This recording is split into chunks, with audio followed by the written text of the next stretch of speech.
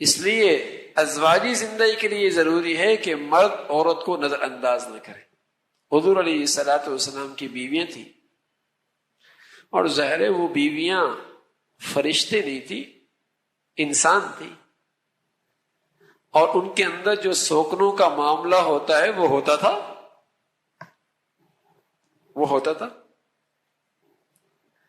اور حضور علیہ الصلوۃ والسلام کے ساتھ جو عورت بیوی کا معاملہ کبھی کبھی ہوتا، لیکن امی عائشہ صدیقہ رضی اللہ تعالیٰ فرماتی کہ حضور علیہ الصلوۃ والسلام جب بھی تشریف لاتے تو آپ کے چہرے پہ مسکراہٹ ہوا کرتے تھے.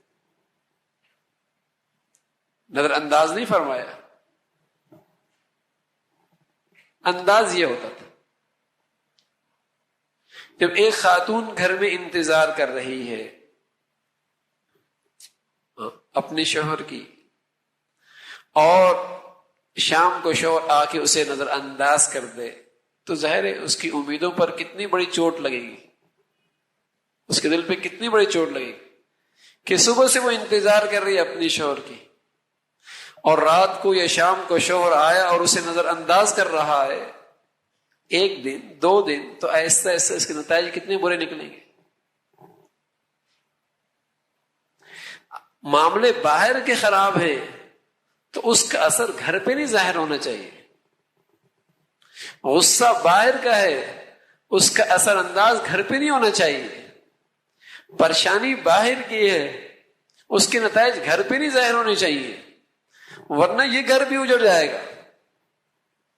باہر کے معاملے باہر تک، باہر کے مسائل باہر تک. اب گھر کے اندر تو وہ جو عورت بیٹھی ہے، وہ اپنے شوہر کی انتظار میں بیٹھی ہے، وہ توجہ چاہتی ہے، اسے توجہ دی جائے. پھر یہ کہ عورت بھی عورت ہے. عموماً ایک جملہ کہا جاتا ہے یہ تو ٹیڑھی پسلی کی پیدا کر رہا ہے. کہ علماء نے لکھا ہے کہ ٹیڑھی پسلی عورت کے لیے کوئی عیب نہیں ہے. آپ یہ بتائیں کہ ٹیڑھی پسلی ہونا کیا ٹیڑھی پسلی کے لیے عیب ہے؟ کیا خوبی ہے؟ اگر اس ٹیڑھی پسلی کو سیدھا کریں گے تو ٹوٹ جائے گی. اس کے اندر وہ ٹیڑھا پن ہی خوبی ہے، اسی ٹیڑھے پن کے اندر کام آ رہی ہے. تو در حقیقت حضور علیہ الصلوۃ والسلام ایک بات سمجھا رہے کہ اگر مرد یہ چاہے کہ جو میرا مزاج ہے 100% عورت اس مزاج پہ آ جائے، ایسا کبھی نہیں ہوگا. اس کی فطرت اور ہے، تمہاری فطرت اور ہے، اس کا مزاج اور ہے، تمہارا مزاج اور ہے. اب تم چاہو کہ 100/100 میرے مزاج کے مطابق ہو جائے، ایسا کرو گے تو پھر پسلی ٹوٹ جائے گی. یہ مطلب ہے. یہ نہیں کہ اس کے لیے کوئی عیب ہے، عیب نہیں، بلکہ اس کا اپنا مزاج ہے، آپ کا اپنا مزاج ہے. تو اس کی حوصلہ افزائی ہو. ظاہر ہے کوئی چیزیں ایسی بھی ہوتی ہیں جو طبیعت کے خلاف ہوتی ہیں، طبیعت کے خلاف ہوتی ہیں، لیکن بہت ساری ایسی بھی ہوتی ہیں جو طبیعت کے مطابق ہوتی ہیں، ان کی حوصلہ افزائی کرنی چاہیے. ساری دنیا کی تعریف کریں گے، نہیں تعریف کریں گے تو اپنی بیوی کی نہیں کریں گے، حالانکہ وہ بیچاری تعریف ہی کی بھوکی ہے. اگر اس کی تعریف کر دی جائے، عورت کی فطرتی کمزوری ہے، جو جتنی اس کی تعریف کرے گا وہ اتنی اسی کے اوپر گرے گی. اور یہ کام مرد کا تھا کہ مرد اس کی تعریف کرے، اس کی حوصلہ افزائی کرے، تو پھر دیکھیے وہ محبت بھی دے گی.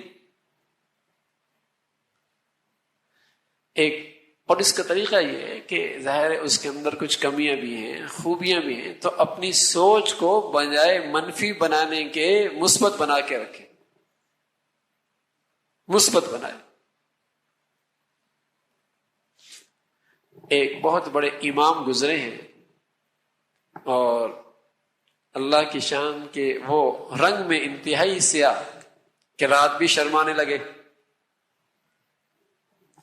لیکن قرآن بہت اچھا پڑھتے تھے، قرآن بہت اچھا پڑھتے تھے، قاری بہت بڑے تھے.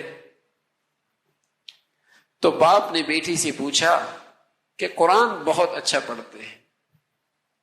تو بچی نے اسی مثبت سوچ کو سامنے رکھ کر کہا ہاں میں اپنا ایمان ان کا قرآن سن کے تازہ کرتی رہوں گی.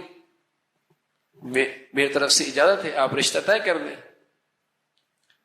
اللہ کی شان، عورت اس کو اللہ رب العزت نے حسن و جمال دیا تھا. تو ایک دن دونوں بیٹھے ہوئے تو بیوی کہنے لگی آپ بھی جنتی ہیں میں بھی جنتی ہوں.